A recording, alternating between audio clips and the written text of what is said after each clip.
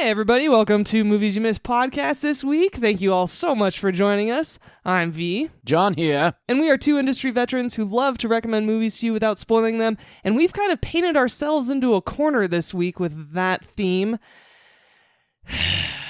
Because we've been talking about it for a couple minutes before we started recording. It's going to be really difficult. I fully agree with that statement. More so about that for my movie than yours. Yeah, there's a lot of spoilers that could slip out, but they're not gonna. Yeah, I think that means that you can talk about the first 15 minutes of your film, and I can talk about the first 20 of mine.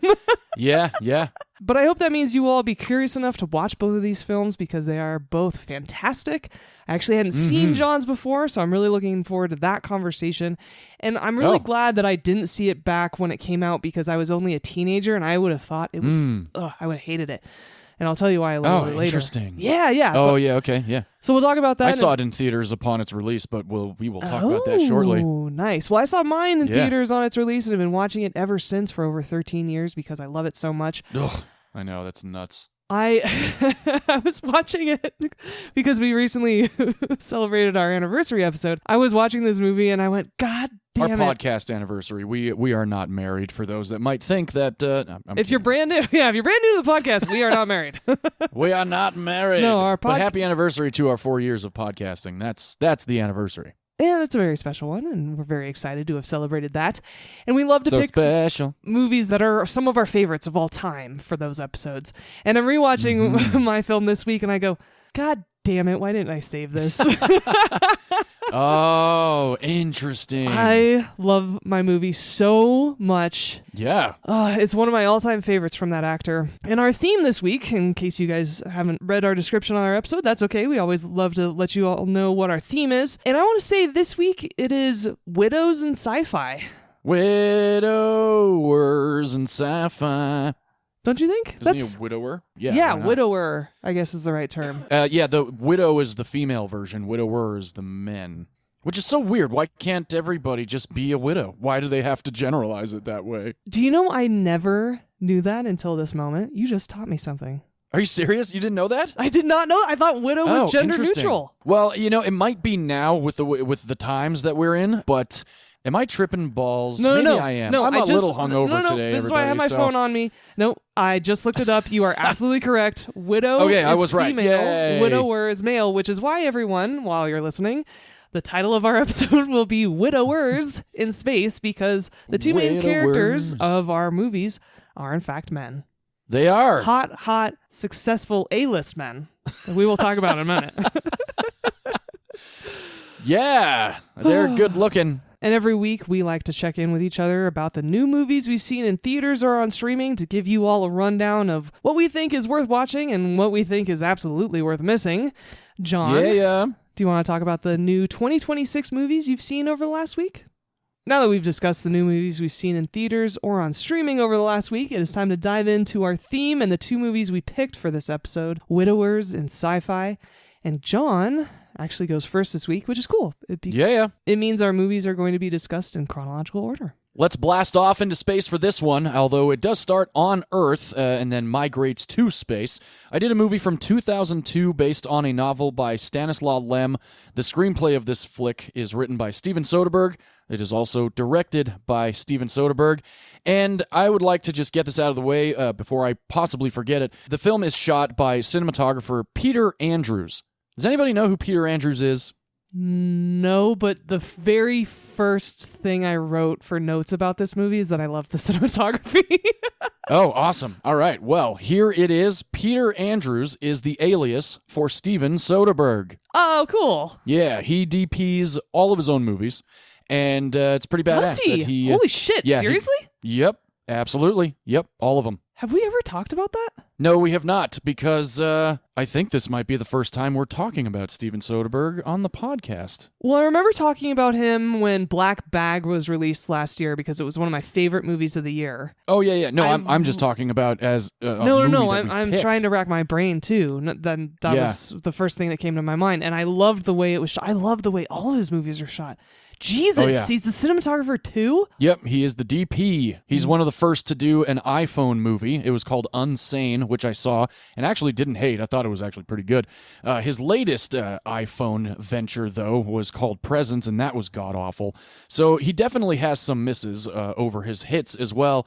We'll talk about him as a director because, like V said at the beginning of this episode, we can't really break down our movies very much. No. So I'm going to try and do this movie.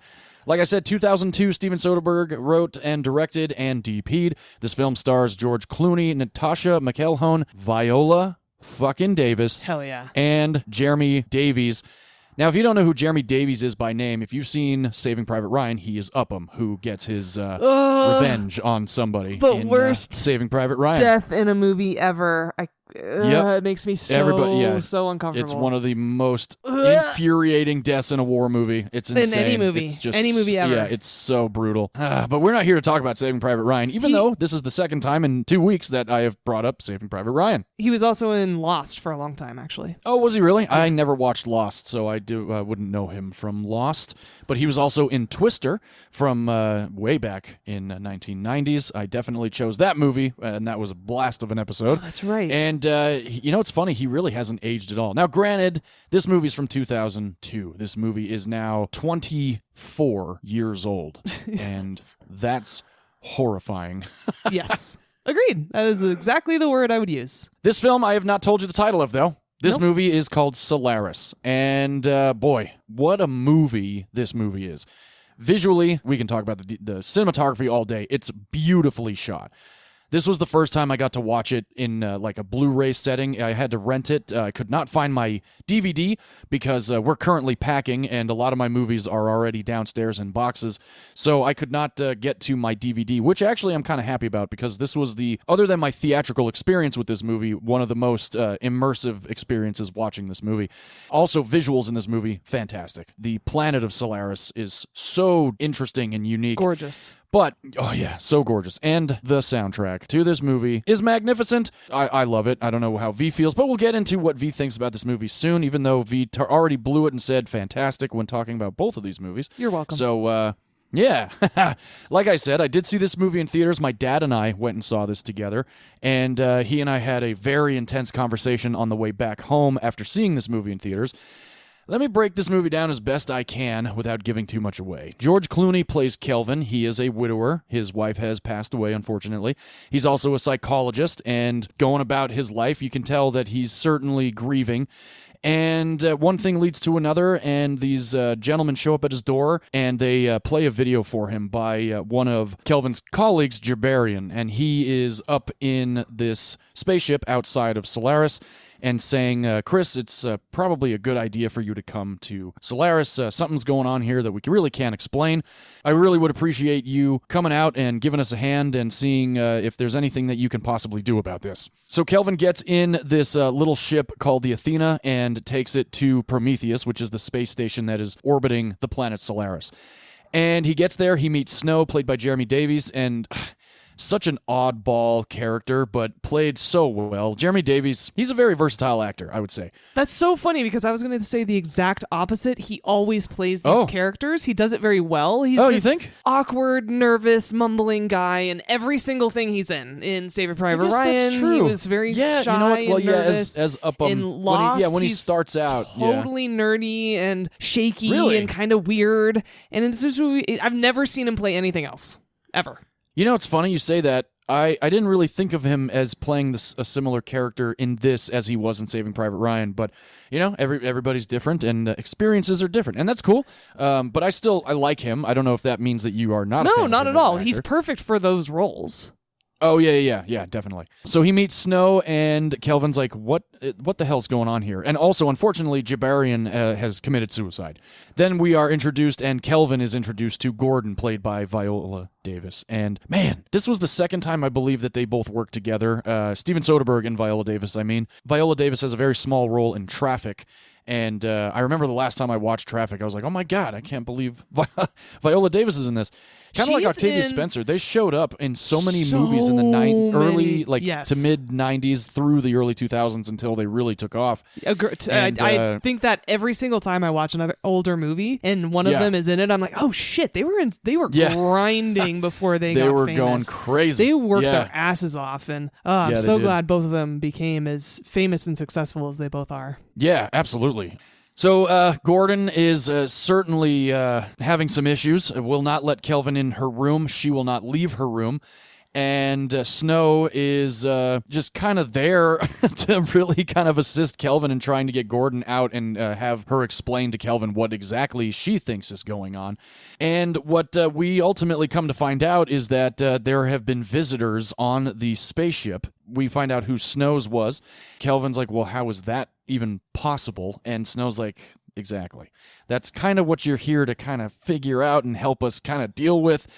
Unfortunately, like I said, Jabarian is now dead, so he's not there to give Kelvin a much bigger rundown. However, he did record a couple videos for Kelvin to watch. Kelvin ends up going to sleep on his first night there, waking up to a visitor of his own, and we ultimately come to find out that these people that are visiting the Prometheus are people from these astronauts' lives, and things get really, really strange. Gordon is not about welcoming any of this and really wants to figure out a way to get rid of him. And that's Solaris. I can't really go any deeper than that. Not going to tell you who is visited by who, but it is a trippy-ass flick, and I think the acting is pretty fantastic in this flick. Like I said, I saw it in theaters. My dad and I walked out kind of just our jaws hanging open because of how this movie ultimately climaxes. Like I said, the soundtrack is spectacular. It's very ethereal, very space, very much like you're floating in space. And like we mentioned, the planet of Solaris is absolutely gorgeous to look at. And one thing I did forget to mention is that in one of Jabarian's videos, he tells Kelvin that during this observation of Solaris, he's starting to get this feeling that Solaris is reacting to being studied. And that's really twisted up, weird sci-fi awesomeness right there for you. I can only say how much I love this movie so much, but I'm going to say it again because it is really a badass movie. Watching it this time, this was the first time I'd watched it. I got to be honest, it's got to be at least a decade. It's been a long time. But it's one of those movies that every time I would come across it in my collection, I would just look at it and be like, man, I'm not ready for this one again yet. It's something that you need time after, and then when you come back to it, you're going to notice new things. It's just a trip, and it's an hour and like 40 minutes. I honestly feel like it could have been another 15, 20 minutes. There is a movie from the 70s called Solaris that's actually almost 3 hours long that I still have not watched, but I think one day I am going to pull that trigger and give the original a watch, and maybe even read the book. That is the original, right? This is a remake. Yeah. Okay. Well, this is a remake. This is actually the third adaptation of Solaris, and I don't know what the other one was, but I think the one from the 70s is the first one, and it's from Russia. It's critically acclaimed as a masterwork, so maybe one day I'll get a chance to see it. Yeah. I think it's on Criterion, so I might even just pull the trigger and own it, and if I don't like it, I can sell it to a bookstore or something. But anyway, Solaris, 2002, George Clooney, Natasha McElhone, who we've talked about in our episode of Ronin. Yeah, and she's in Truman Show as well. I've always liked her. Thank you. I always forget she's the main actress, one of the main actresses in The Truman Show. I always think of her in Ronin, but I know there's always another movie I've recognized her from. And she has such a great look. I'm kind of shocked she didn't do more. I completely agree. Movie-wise, she's been on a lot of series. She was actually opposite David Duchovny in Californication, which she was really damn good in. Wasn't she his ex? She was his ex. Yeah, they had the daughter together. Yeah. I thought that show was pretty damn good. Yeah. And one of the last truer sitcoms that I actually really watched that was on. I would not call it a sitcom, but I think it was a half-hour procedural then. I mean, it was pretty twisted. It wasn't. It was on HBO or Showtime, was. One of the two. I think it was Showtime. Showtime, yeah. Yeah, but anyway, Natasha McElhone, George Clooney, Viola Davis, we can talk about all these people in a minute, but V, this was your first viewing? Yes. Oh, all right. Well, let's hear it. What'd you think of Solaris? Well, I realized that we've actually talked about Steven Soderbergh once before, almost exactly a year ago, because my dad picked Haywire for his Father's Day episode. Oh, yeah, that's right. Okay, and cool. that's a Steven Soderbergh movie. Yes, it is. That he DP'd. Oh, God. I have so much more respect and appreciation for that man's films now, because Out of Sight, totally. Black Bag, Ocean's 11, Traffic is incredible. Like, every single one of those is shot so well. I'm really, really stoked, and makes me want to revisit so many of them too, because it just reminds me of how good they are. And I'm realizing now that I'm actually a pretty big fan of Steven Soderbergh, and he works with George Clooney a lot more than I realized. A lot. Yeah. Oh, yeah. Yeah. Because I was thinking George Clooney and the Coen brothers, Sight. but Steven Soderbergh likes working with him as well. Soderbergh's got Clooney. If you think about it, Oh Brother, Where Art Thou and Ready or Not, Burn After Reading. Wow, that was a completely different. I don't know what the hell where that went. Anyway, Hail Caesar. I think that might be. No, Hail Caesar. Oh yeah, that you want to introduce me to. Hail Caesar. There's a couple what a great of them. movie about the industry. Yeah, but Clooney and Soderbergh, Out of Sight, like you mentioned, the Ocean's 11 series, this, and a couple others. Yeah. So anyway, Okay, Solaris. So Solaris, let's talk about that when they paired up again. I remember seeing this trailer in the early 2000s, so I had kind of an idea of what this would be. I was expecting something to be a little creepy, maybe a sci-fi thriller, and it was. It certainly had, for me personally, it had a lot of Event Horizon vibes. Totally. Just a lot less insane and gory, right? Because absolutely. A lot less. Event Horizon has a ton of action and is a hard R movie. Solaris is more of a drama and thriller. I was expecting it to have a little bit more of a subdued pacing, and it did. I disagree that it should have been longer. I actually think it was the perfect amount. Any bit longer, and I feel like it would have been starting to feel like it was dragged out. Okay. And when the movie begins and we start getting introduced to these characters, including George Clooney's, it really hit me that he would have been a perfect psychologist because he has such a calming voice. Oh, sure. Yeah. He's great for the role, too, even despite Definitely. him and Steven Soderbergh being such friends, and of course that being one of the reasons why he was probably hired. He is really good for the role, and I think there's that element of he's got those puppy dog eyes, so he can act sad if he needs to. He comes across, he's like super hot and seems like he's rich, so he has a little bit of arrogance to him if he needs to. There's so many elements of George Clooney that I think work really well in this movie, and I'm actually, he's not a phenomenal actor by any sense of the word. I completely agree. But he's usually really entertaining and really good at what he does. And I really like he's a very reliable actor. Thank you. Reliable is the perfect description of George Clooney. And so I do enjoy watching movies with him in it. Yeah, if the movie itself is not good, you usually have a good time watching Clooney. Yeah, other than that stupid movie Wolves with him and Brad Pitt that came out a year or two That's ago. true. That movie was terrible. But nothing could save the movie, even the two of them. So it's not their fault. Beyond the cinematography, which is gorgeous, every single moment of this film, with the lighting, with the score like you talk about, which is great, I had this sense of being very uncomfortable because I didn't know what was going to happen next. I was waiting for this shoe to drop, and I just had this very foreboding feeling. And I loved that about the movie because they were trying to do that. They did it very well. And there are several elements of this movie that I actually didn't see coming because nice. A couple of reveals happen very quickly in the beginning of this film. And I'm like, okay, well, they got that out of the way. I thought that might be the big reveal at the end, and it wasn't. And then we keep going. But the last 10 minutes of this movie, I was very impressed with because I actually didn't see it coming. It was something that was a little bit different, that they could have gone a very classic direction with their reveal. And instead, it was something that I didn't see coming, which I'm always appreciative of. So I really like the film.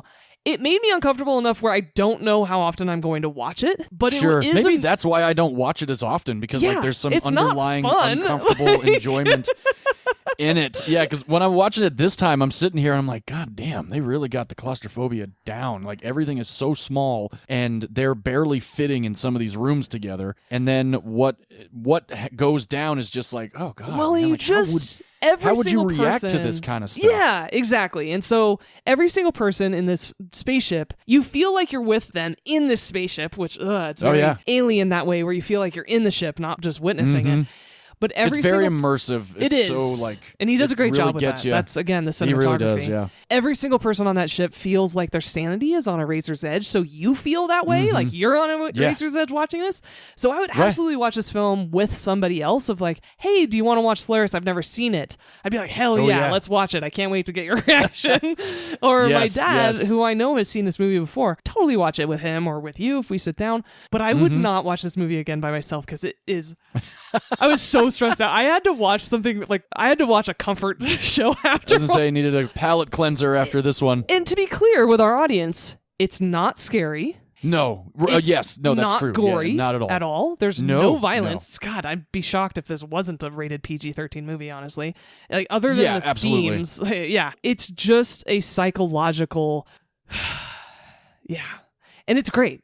I really, really liked it. I love Hell yeah, I'm glad. the overarching questions and themes of life and death in this movie. I love the arguments about that in this movie. It's wrapped up really nicely too. And so it is. This is a very well-made movie. I give it an A-.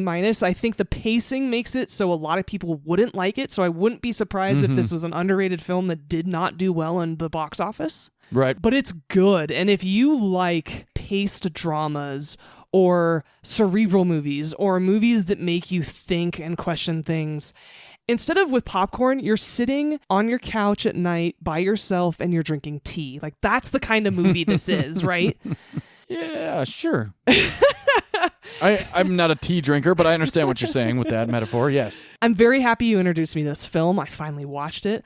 I think it's criminally underrated. Nobody talks about this movie. It absolutely is. It is so perfect for this podcast. So thank you for bringing it to all of our attention. Oh, absolutely. I'm glad to bring it. I mentioned it before, but when my dad and I walked out of the theater, we got in the car to drive home, and all we did was just like, wait, but okay, so we talked the whole ride home, and then when we got back to the house, we talked about it even more, and then when it came on DVD, I bought it, and we sat down, and my sister and my mom watched it with us. Oh, God. And that was an experience in and of itself, because at the end, my mom and sister were like, what? Why did you make us watch that?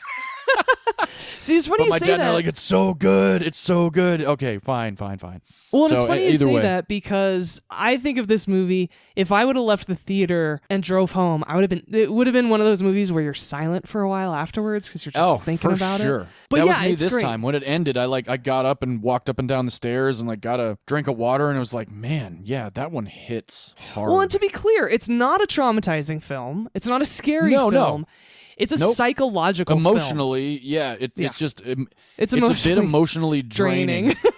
But it's a good emotional drain. There's a line in Garden State that I actually never did talk about, but it's one of my favorite lines, and it's when Andrew and Sam are at the bar, and she's talking about how she laughs at life and some of the ridiculousness and the utter stupidity of what life really can be about. And he's like, well, I don't understand why you laugh. And she goes, because you gotta laugh, and at the same time, there's nothing wrong with crying. I look forward to a good cry.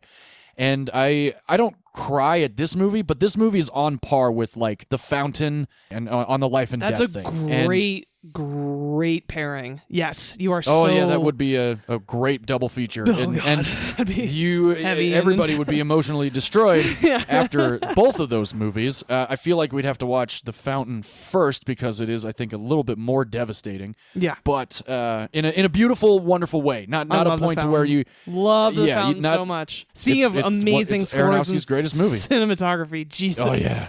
Yeah, absolutely. Oh, and okay, cinematography-wise, I did a quick IMDb on Peter Andrews. He's only done 37 of Soderbergh's movies. Oh, so clear that Steven up. hasn't been the cinematographer on every single one of his movies. On every single one of his movies, of them. Just 37 out of many of them. He's a cinematographer on Traffic. A lot of movies. He was, yes, and on this movie. So yeah, good. I'm glad you feel the way you do about. Oh, you know what would be awesome is he went to the Oscars and was nominated for Best Director and Best Cinematographer in the same year. That'd be so cool. So George Clooney actually was not originally cast to be in this movie. While they were in the casting process, Steven Soderbergh and James Cameron, producer by the way, I did not talk about that. Oh shit! James Cameron and John Landau are EPs of this movie. Lightstorm Media is the second studio. I guess you didn't see that. Maybe you were looking down or whatever. But yeah, Lightstorm, James Cameron, and John Landau are credited as producers on this movie. When James Cameron was actually in talks of to direct the movie before Steven Soderbergh was going to take over as director, but they both were petitioning for an actor that they really wanted to play Kelvin. But he turned it down, and that actor would be named Daniel Day-Lewis. No, I don't see him in space. Neither do I. Ever. I really don't either. He's such a grounded actor. Yeah, literally. Oh, yeah. There's my dad joke for the Salt of the earth podcast actor. episode. Yeah. Yeah. This movie, like you mentioned, is PG-13. It originally was going to get an R rating because you see George Clooney's ass twice. Soderbergh went to the MPAA and was like, guys, come on. Everyone Come wants to see its on. ass. Not only does everybody want to see Clooney's ass, but come on. It's probably a butt There's worse double. shit on TV. No, that wasn't a double. That was Clooney. Thank you for your service. Yeah, so like I said, he went to the MPAA and appealed it and was like, there's a whole shit ton worse on cable television. So you give me my PG-13 rating, and they bended. And it's PG-13 for on an appeal of sexuality and nudity. And it's such a strange thing to be rated for on Tasteful appeal. sex scenes, okay? Tasteful sex scenes, yeah, they're beautiful. I would totally watch this movie with my parents and without feeling uncomfortable. Oh yeah, totally. Like I said, I saw it with my dad, and we didn't even, it was like, Yeah, and you were a teenager, and it's fine. I was. It's totally fine. There was no intimacy coordinator on this movie though, but course, there was it's a lock set 2002. for 2002 for both of them to do their thing. And Soderbergh, being the DP, Natasha McElhone has said in past interviews that shooting them was interesting because not only was it a closed set and it was just her, Clooney, and a camera in her face, but they really did kind of make it moody and played some really romantic music and had a couple of candles lit off set. So they really tried to bring the mood into it, and they look pretty convincing. Okay, that is my question for you. You're an actor. You have to do a sex scene. Do you want it completely sterile with lights and no sorts of mood enhancements or anything like that? Or do you want heavy privacy, music, candles, trying to be a little more method about it? Which way would you want to go? Oh, that's an interesting question to ask a man. I think we all know the answer to that question. As many witnesses as possible. Whoa! Wow. That's what you would want. Maybe. Yeah, I don't know. I mean, nowadays, who knows? Some of them, like in fucking that dumbass Best Picture winner from 2 years ago. Like there's so many sex scenes in the movie. It's so without an intimacy coordinator, which is disgusting. Yeah. Yeah, and they're all very proud of how they made that ridiculous movie. But anyway, she's a terrible actress and is the same exact screeching, angry little person in everything she's in. Yep, she is. Cannot believe she has an Oscar now. One-trick pony. So ridiculous. Yeah, I hope that does not happen to the girl in Obsession, because I think she really could do. She's a good actress. Yeah, I agree. This I don't ever really talk about critics, but this one I have to read because of the movies that it is affiliated with in this list from 2002. And, remember Cinema Score before Rotten Tomatoes? Cinema Score was the thing that everybody was awesome. like, "Well, Cinema Score says this." And that's how everybody sounds to me when they say Rotten Tomatoes says this. No, just stop with the Rotten Tomatoes bullshit. It's funny how you and I differ on that, because I use Rotten Tomatoes, like Captain Barbossa in Pirates of the Caribbean, as more of a guideline. As a guideline.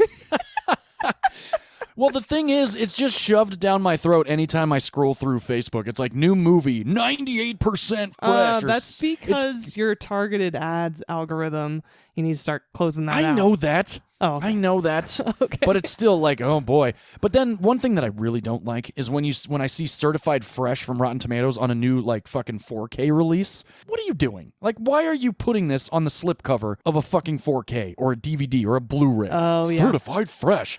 No. Leave it alone. Oh, because you think it's less prestige than, say, Siskel and Ebert or some of the old school critics when it was New York Times or things that were actual movie critics, not just people posting on the internet what they thought about the movie? 100, that's it. Yes. That's fair. That's why I don't do Letterboxd. Like, I have Letterboxd for the show. Subjective. It is. It absolutely is. Yes, and I get it, and I understand. I talk with people on Facebook about movies all the time, especially when I feel like a movie is overhyped, which is happening right now with Obsession. On Facebook I do. all the time about movies. It's a lot of fun. It can be fun. But then, I kind of like come to terms, and we shake hands and move on. It is what it is. That's what the internet's for. You're allowed to talk with people, and arguing. Some people might think it's arguing. I'm just trying to have a conversation. However, I know nobody can read inflection, so when I'm being a smartass on the internet, a lot of people take it as a different direction. That's why I never think you're funny on text. Yeah, I know. Never. It's ridiculous. You've known me for a very long time, and the inflections of which I speak should come across in text message. But they don't. Anyway, so yeah, and it's just because so many old DVDs and Blu-rays and even VHSs would have a Siskel and Ebert like on the bottom, like 2 thumbs up or like something like that, and it would be on it. It wouldn't be a sticker.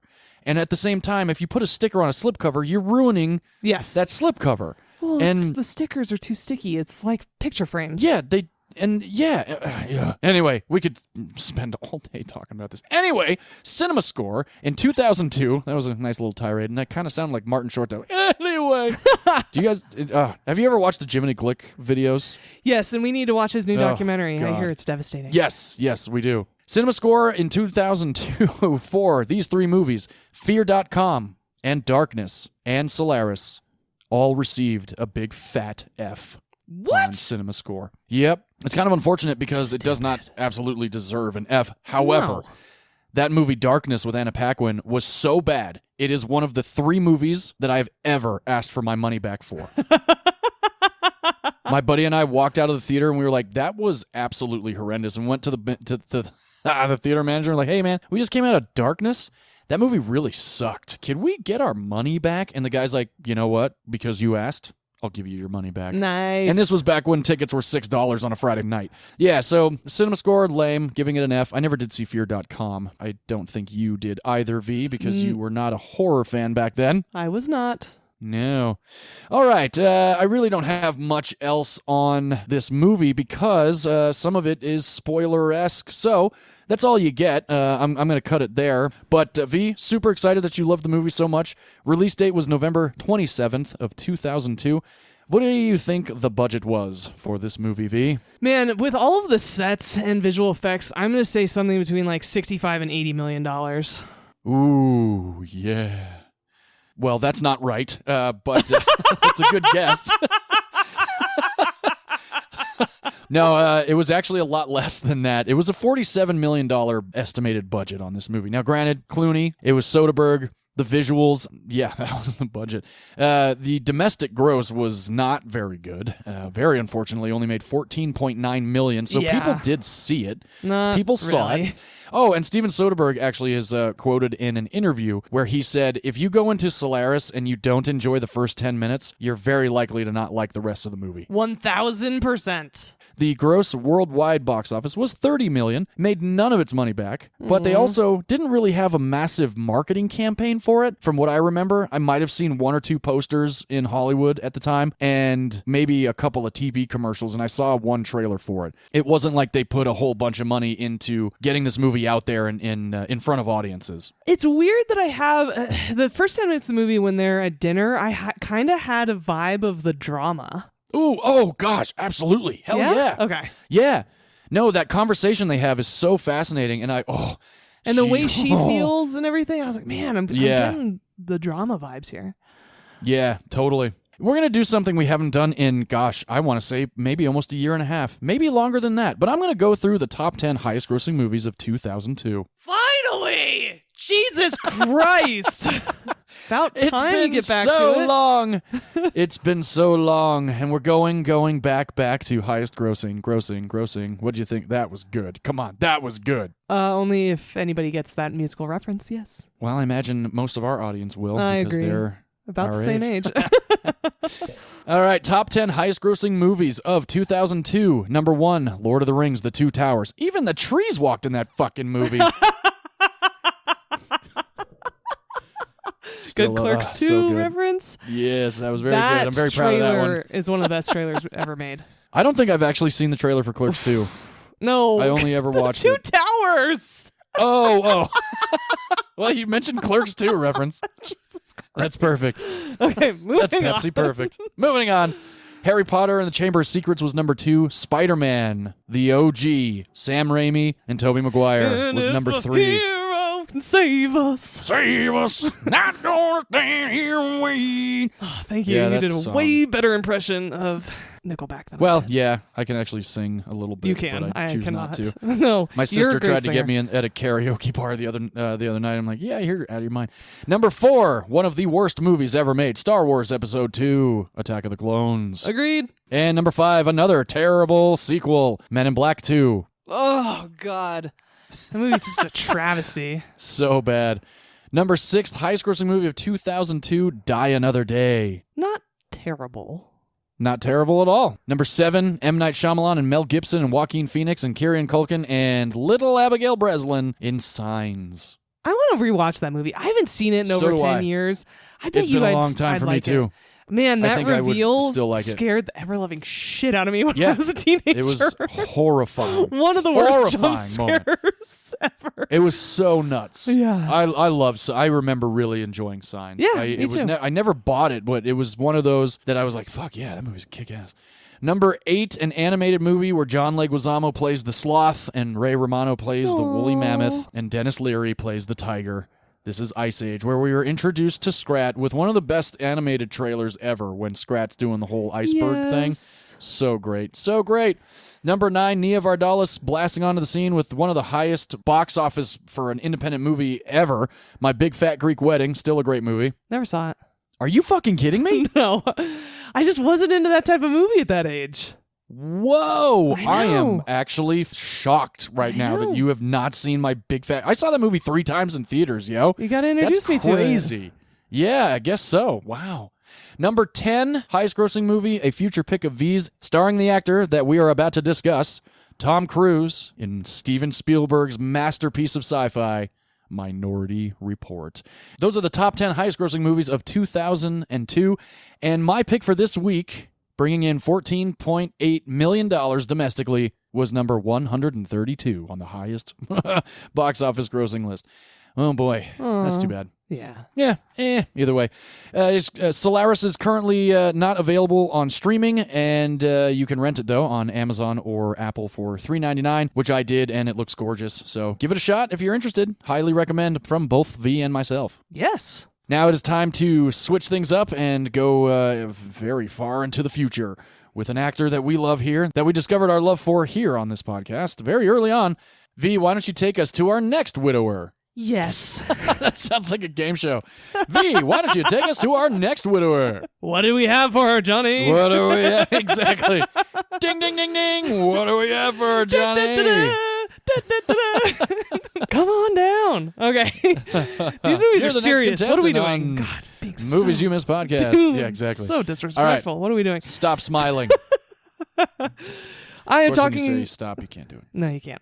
Especially about this movie because I love it so much. I can't believe I didn't hold on to it for one of my anniversary episodes. I will be regretting that for a long time to come, actually, because I am talking about Tom Cruise starring in the 2013 film Oblivion. This is the first film that paired up Joseph Kosinski and Tom Cruise, but certainly not the last. I'll dive into his filmography a little bit later because he's a great director. We're big fans of his. I actually love just about every single movie he's released, which is great. Yeah?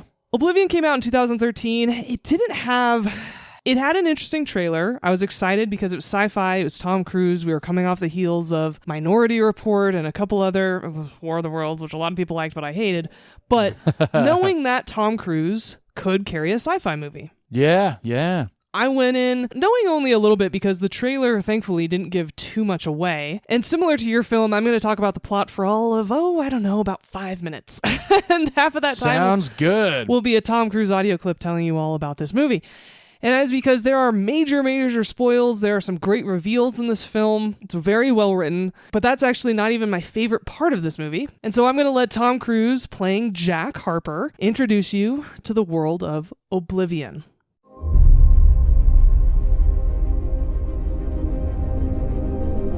March 14th, 2077. 5 years since a mandatory memory wipe. and I'm still haunted by these dreams. Victoria and I were assigned together. In 2 weeks, our mission here will be finished and we'll join the others. But the questions I ask, she doesn't. The things I wonder about, she won't. It's been half a century since the scavengers destroyed our moon. Forced to leave their own dying planet, they came to take ours. Without the moon, the Earth was thrown into chaos. Earthquakes toppled cities within hours. Tsunamis wiped out what remained. Then came the invasion. We did what we had to do. We used the nukes. We won the war, but lost the planet. Left it contaminated, most of it uninhabitable. What remained of humanity had to leave the Earth. We built the Tet, our mission control. A temporary space station before the migration to Titan, Saturn's largest moon. Everyone's there now. Well, almost everyone. Until our tour is complete, Vika and I do our job. We protect the hydro rigs, which convert Earth's seawater into fusion energy for the new colony. The survival of humanity depends on it. So now we've been introduced to Jack, played by Tom Cruise, and Victoria, played by Andrea Riseborough. He calls her Vika in this movie, which is a cool nickname for Victoria, I think. Yeah, I like it. We've talked about Andrea Riseborough a couple times because she starred in Birdman, your pick. Yes, she did. She had black hair in that movie. I like her better with the red hair. 1,000%. Yeah. Yeah, I agree.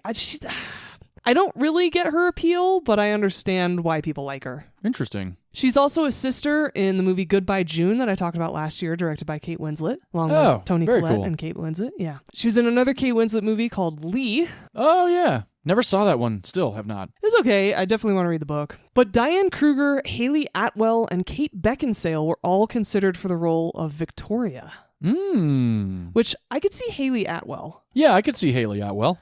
But I think Andrea Riseborough was the perfect casting choice because of the character, because she seems a little bit fragile. I think Andrea was the perfect casting choice. So Jack and Vika are together not only as partners working on things, but also as partners in this incredible tower that they live in. Oh, I love that apartment so much. So much. The production design on this movie is so incredible. I love every single design choice they made in this film. It's visually and all that kind of stuff. This is a stunning movie. This is one of the most beautiful movies Tom Cruise has ever been in. Yeah.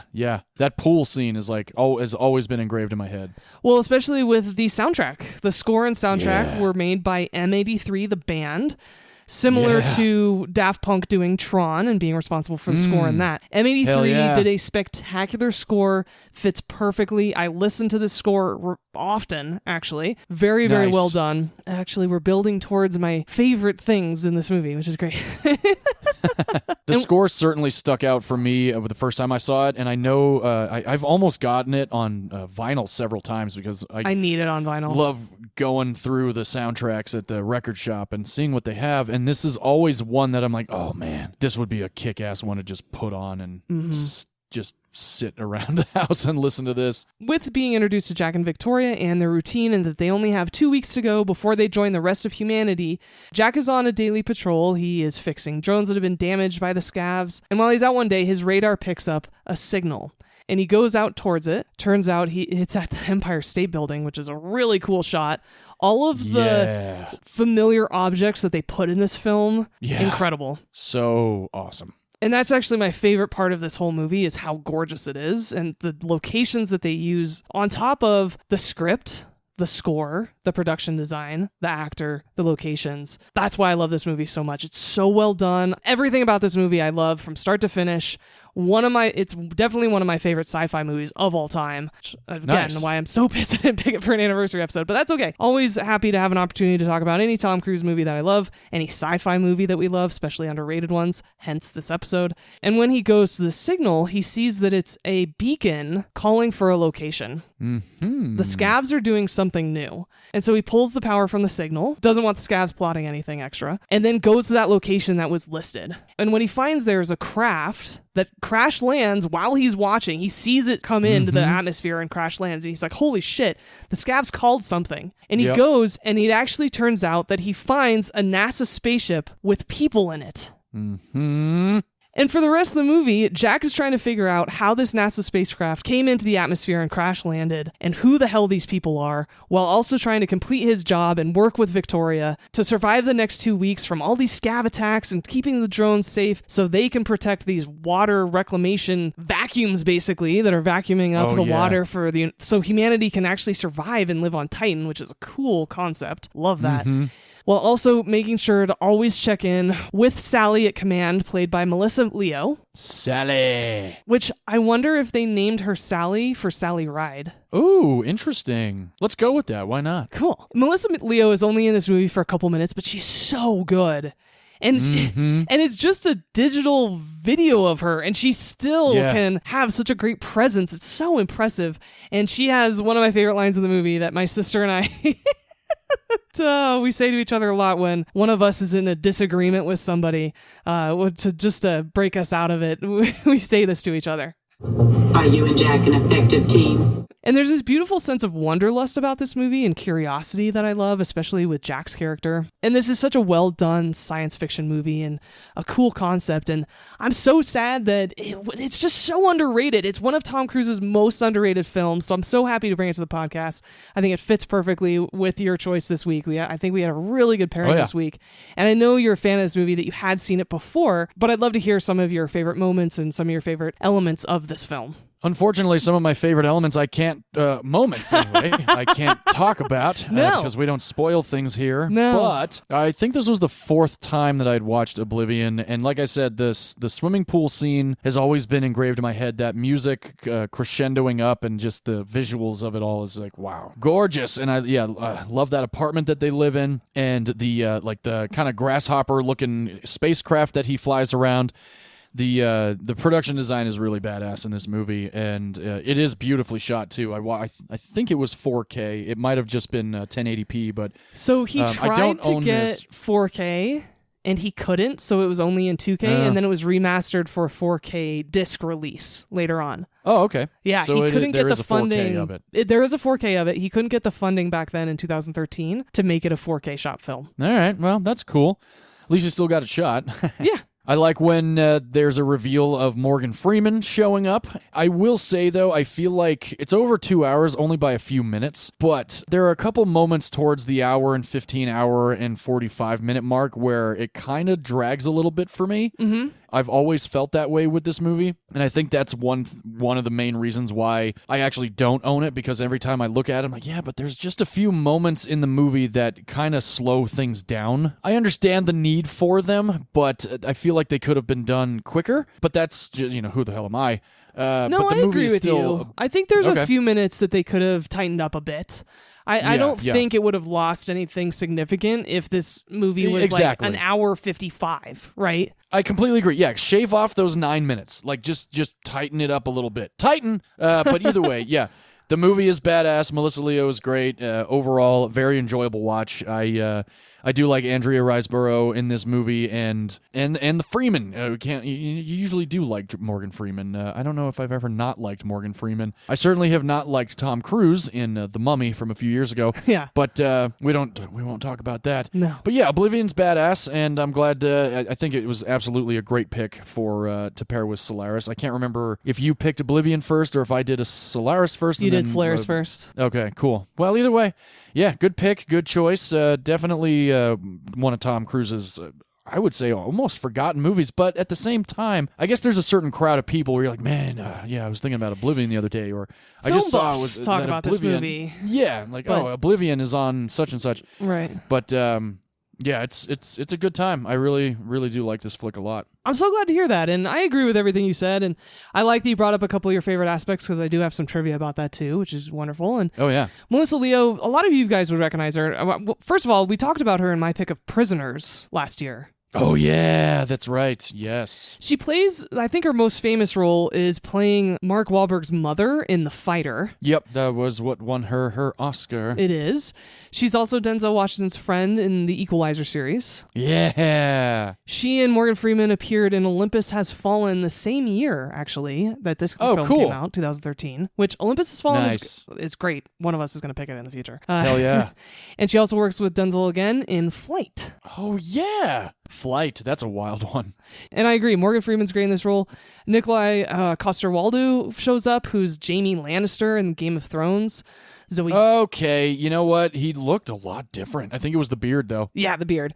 Zoe Bell. I was like, is that Jaime Lannister?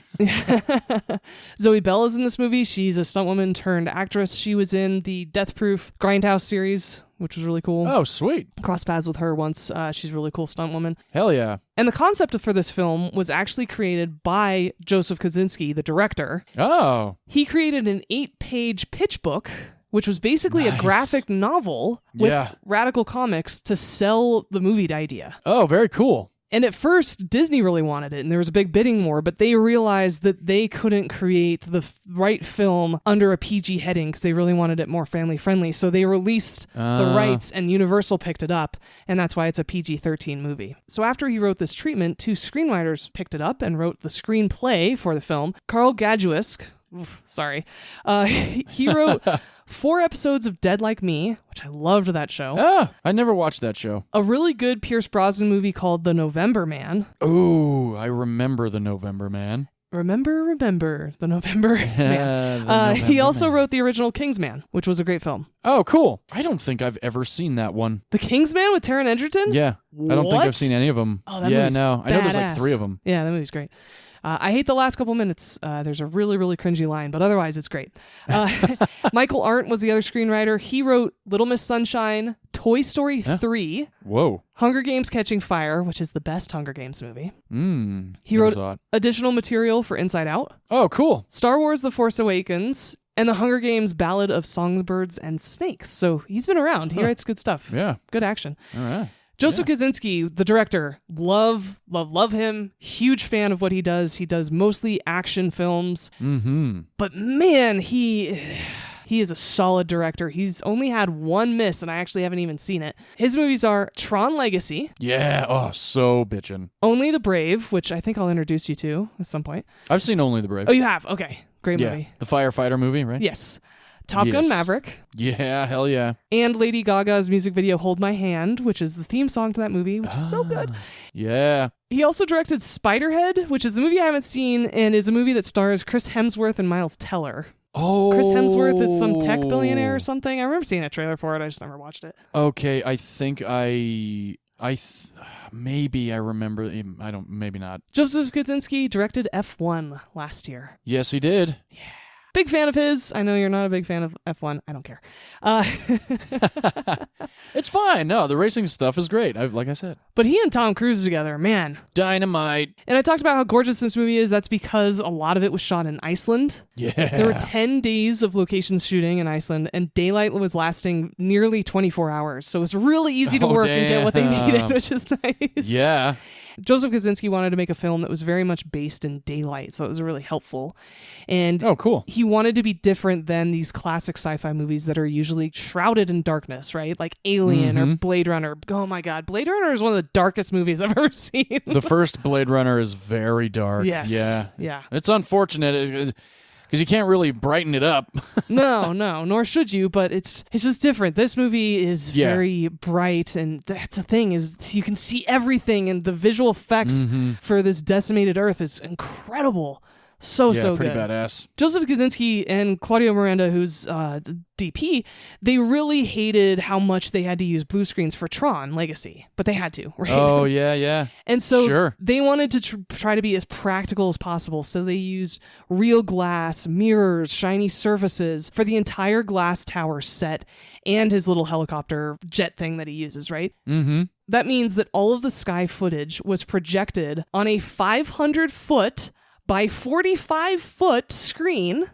Whoa. Consisting of 21 monitors. Oh my God. It was filmed for 3 weeks on the summit of the Haleakala volcano in Maui, which I've been there and it's amazing. Whoa, no way. Haleakala is really cool. There's an observatory up there. Highly, highly recommend you go. Sweet. My sister used to have a place on Hawaii for years, and she has an incredible picture of the observatory that she took actually herself, and she got it printed out, and I have that picture. It's a great photo. And I've been up there, and after that, I visited the observatory. Really cool. Highly recommend. You can actually ride bicycles at sunrise from the summit down the paved road. Oh, really cool. That is badass. It's a very cool experience. Highly recommend. Anyway, so they're up in Hawaii. They build this amazing set, 500 feet of screens. It took 10 technicians several weeks to install and fine-tune all of these monitors. Damn. With floor-level rig support. In the end, Tom Cruise was so impressed, he said the Glass Tower was one of his favorite film sets he's ever worked on. Nice.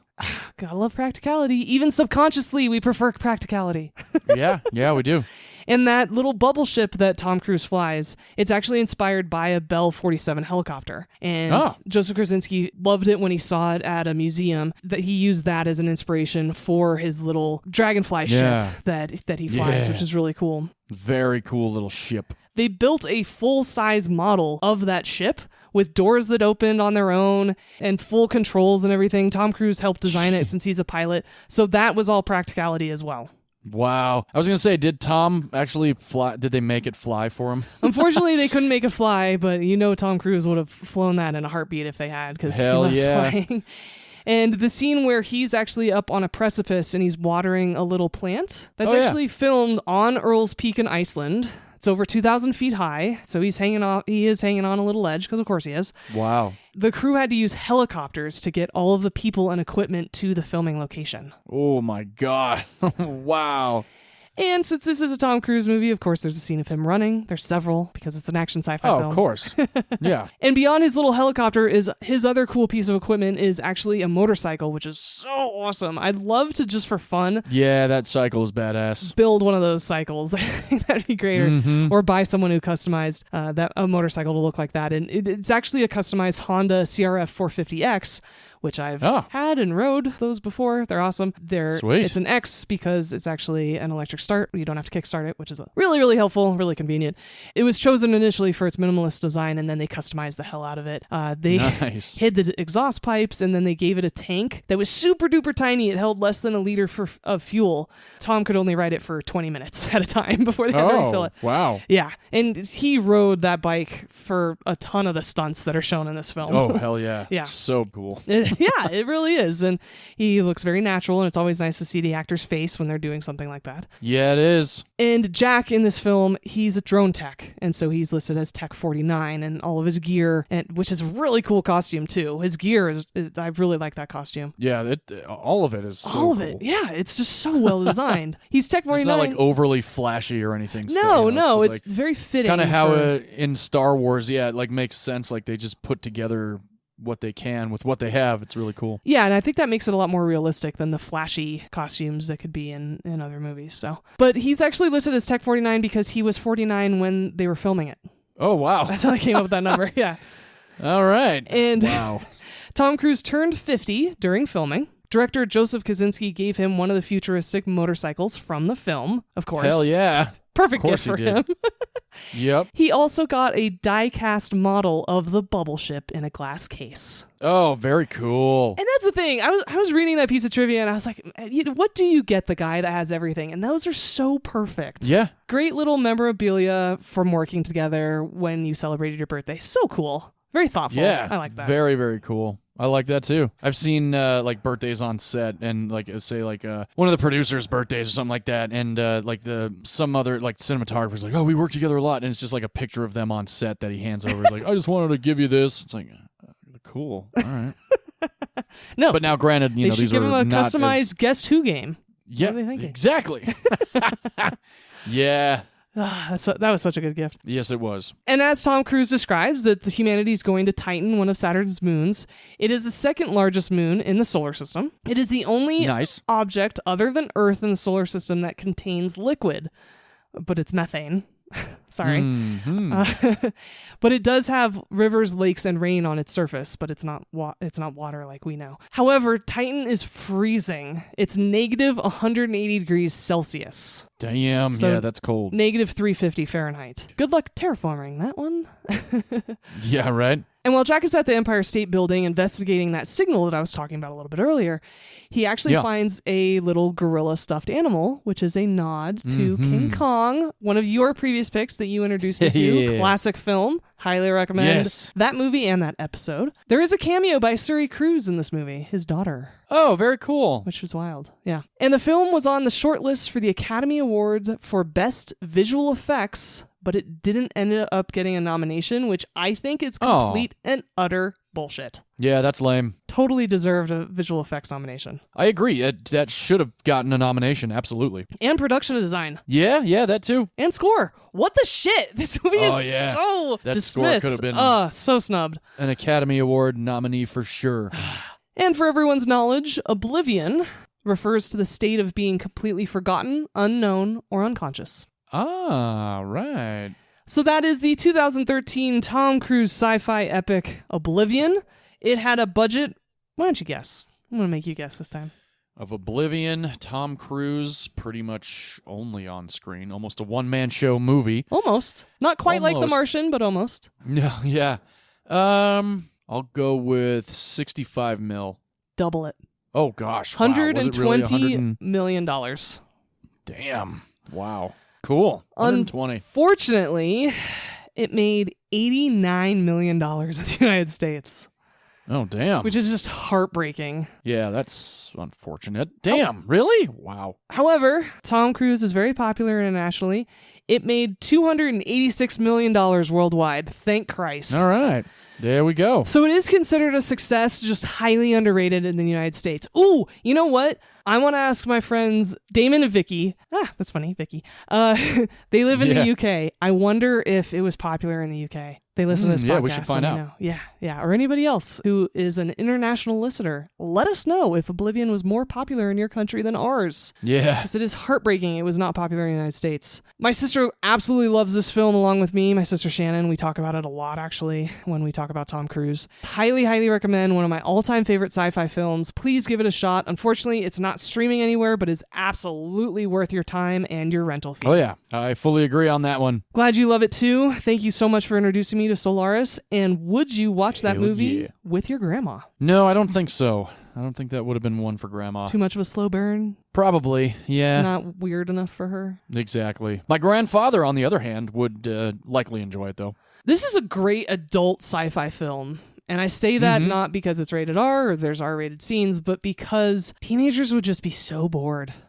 Yep, yes they would. Yeah. And would you watch Oblivion with your grandmother? Hell yeah, this movie is awesome. Really cool stunts, amazing action, but also visually gorgeous film like we've been talking about for the last 20 minutes. I think anybody like 16 and above would like it just because younger than that, I don't think they'd really care. I don't either, yeah. Considering how underrated both these movies are, I would love to hear from our audience if any of you have seen either of these movies before. I would love to know who has seen both of these. Mine more than yours. Fair. Mine more than yours, in my opinion. There you go, yeah, for sure. Now that our Widower sci-fi episode is over, we're going to talk a little bit about next week's episode, which is our Father's Day ep. I love that we have this tradition now. Hell yeah, it's a good one. The movies our fathers picked are a bit different from each other next week. Do you want to tell the audience what your dad picked? Yeah, my dad picked a pretty badass movie that I have not seen in some time. I believe he and I saw it in theaters together. Stars John Cusack, Ray Liotta, Amanda Peet, Alfred Molina, and John C. McGinley, Jake Busey as well, directed by James Mangold. This is a movie called Identity, and you can rent it on Amazon or on Apple for $3.99, or you can check it on Pluto TV. I do not recommend Pluto TV. Only because it has commercials. That's the only reason why. Yes, they play a lot of cool movies, but it's too commercially. I want to say I've seen that movie once a long time ago. I kind of remember multiple doors or a hallway scene in some shitty little motel with John Cusack, but that's all I remember. There you go. Yeah, okay, that's I'm exactly really the movie. excited to revisit that film. And James Mangold, huge fans. I mean, Hell yeah. He directed Ford versus Ferrari. How you could not be his fan, right? Exactly.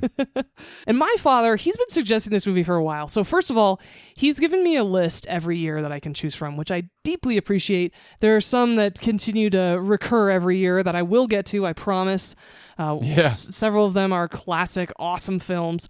But this one he's recommended and picked a couple times where he's really been urging me to go ahead and do it for the podcast. And the last couple years, I've been like, no, I can't really do that yet. And finally, not only did he persuade me, but I think it's the best pairing out of his list for your kind of creepy film that you chose.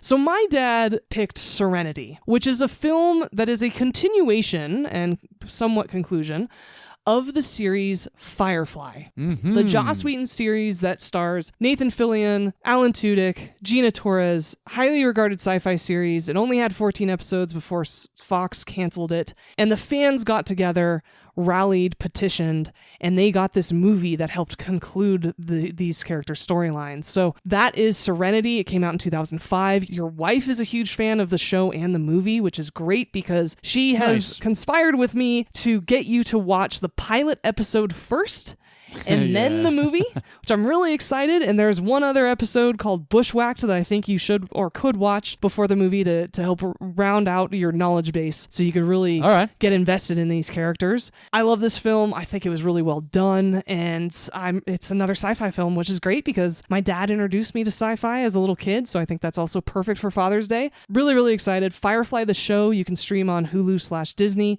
Serenity, the movie, the pick that I have for next week that my dad has, is on Amazon Prime. Sounds good. Well, thanks everyone so much for joining our Widowers and Sci-Fi episode. Let us know if...